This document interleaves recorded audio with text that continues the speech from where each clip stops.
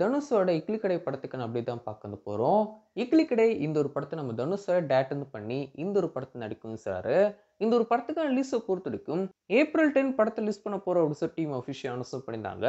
இவங்க அனௌன்ஸ் பண்ணி கொஞ்ச நாளுக்கு அப்புறமா good bye ugly team official announce பண்ணியிருந்தாங்க. ஏப்ரல் 10 ரிலீஸ் அப்படிங்கிறத. ஸோ இப்படிலாம் போயிட்டு இருக்கும்போது இந்த 2 படங்களும் கிளாஷ் ஆகுமா அப்படின்னு சொல்லிட்டு எல்லாரும் வெயிட் பண்ணிட்டு இருந்தோம். தனுஷ் விசஸ் ஏகேவா இருக்கும் போதா அப்படின்னு சொல்லி வெயிட் பண்ணிட்டு இருந்த நிலையில திடீர்னு ஒரு ரூமர் வந்து ஸ்ப்ரெட் ஆச்சு. இக்கிலி கடை திரைப்படம் வந்து போஸ்ட் பண்ணதாக போகுது அப்படின்னு சொல்லிட்டு ரூமர் போயிட்டு இருந்துச்சு.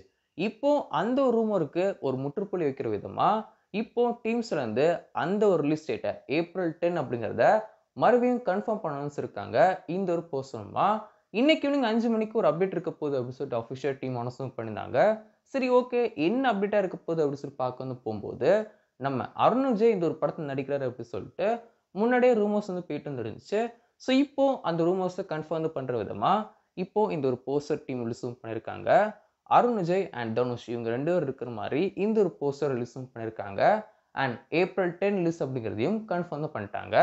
இதுக்கு முன்னாடி டீம் ரிலீஸ் பண்ண போஸ்டர்ஸ்லாம் பார்க்கும்போது ஒரு கிராமத்தில் நடக்கிற ஒரு கதை மாதிரி தான் வந்துருந்துச்சு. நம்ம தனுஷ் லுக்ல இருந்து எல்லாமே அப்படிதான் வந்துருந்துச்சு. பட் ஆனால் இப்போ கம்ப்ளீட்லி டிஃப்ரெண்டான ஒரு போஸ்டரா தான் இந்த ஒரு போஸ்டர் இருக்கும் செய்யுது. தனுஷ் லுக் வந்து அப்படி கம்ப்ளீட்டா சேஞ்ச் ஆகிருந்திருக்கு.